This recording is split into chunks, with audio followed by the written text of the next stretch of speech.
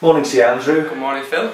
What's your full name and what's your business? I'm Andrew Irvine and I run the salon Andrew Craig Hair Design in Banks. Excellent. I'm a hairdresser as well. And can you explain to me why you're in the news at the moment? At the moment, somebody came into my shop and stole my iPhone. You're kidding me? A week and a half after owning it. Oh, God, nice. And so it was an iPhone 5? Yeah, iPhone 5. How much is it worth? About £600, I think. You're kidding me? No, it's quite a lot of money. So how does that make you feel? A little bit rubbish, really. It was quite a rigmarole how I had to get it. And so what happened? How did they actually achieve it? Because you're a smart cookie. I know you well. It's Christmas time, you're busy, you've not got time to be looking, and you've got minutes to go from one client to another. And they come in, basically, and they wanted a haircut. I advised them that obviously they can't, it's Christmas time, you can't just walk in off the street and expect an instant haircut. And I offered them a time later on in the week and they didn't want that, so they said, well, have you got any products? And then I started looking up towards my products. Yeah. And this was a conversation that took, a normal client would take about 5 minutes, but was taking about 10, and then I thought, right, well, I need to kind of get back to my haircut now. Yeah. So, was there an actual witness in the there was there was a client in, but well, you know it was Dan. But there was a client in, the phone was nowhere near her, she got up after her haircut and went. The police involved? Yeah, I phoned the police straight away afterwards. And how were they? Were they good? Yeah. What did they look like? Well, there were two. Describe them. Well, they came in and they were talking, they were conversing with the client, and they actually said that they were Spanish. And one of them did look very Spanish. If they were Portuguese or not, I don't know, but they were definitely like foreign. Okay. What, swarthy skin, black hair? It was, yeah, jet black hair, quite short. They looked pretty smart actually. They was wearing suits, Armani glasses. You know, they didn't look like. One of them had red Armani glasses. Yeah, red Armani glasses. Yeah. So they're not poor. No, he got a lot of cash out, so he was. For what? For the products. Well, yeah, he did eventually buy a product. Did he? Yeah.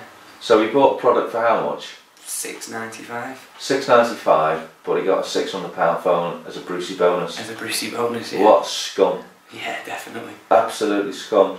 So the description is in the paper, and we'll put that on the film. Yeah. The article, it was in the Ormskirk Advertiser, wasn't it? It was, yeah. I didn't even know about it. It was just. Well, it's good though, isn't it? It's definitely good. It's good. At least it's getting people aware about that there is some. And there is CCTV footage from next door, isn't there? Well, there is CCTV footage. Possibly. The police can get it, can't they? They can essentially get it. We're going to get the police onto it and to search the footage, yeah, so that we can get this scum off our streets and out of our community.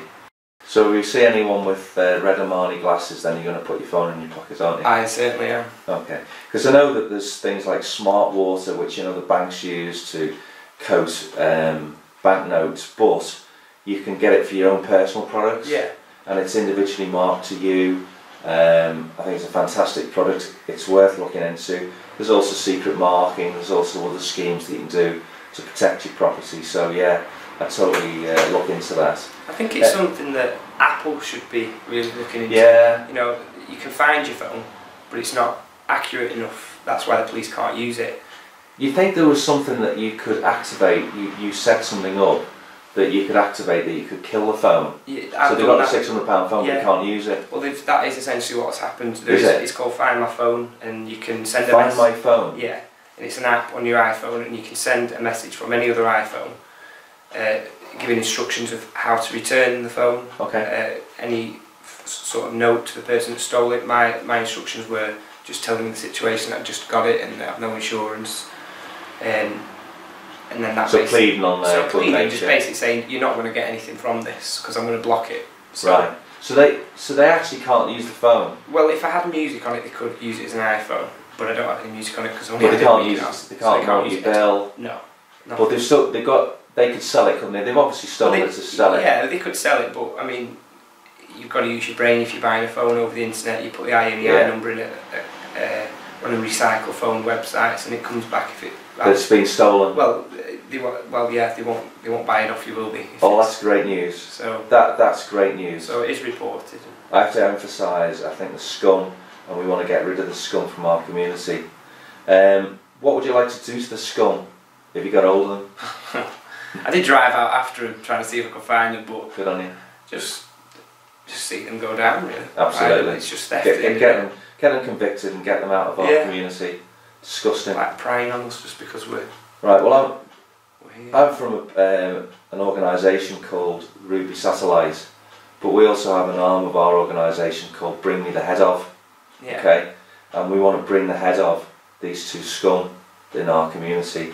And what I'm going to do is, to anyone that's watching this, there's a reward of 20 free album downloads for anyone who provides information for either the conviction or the return of your phone.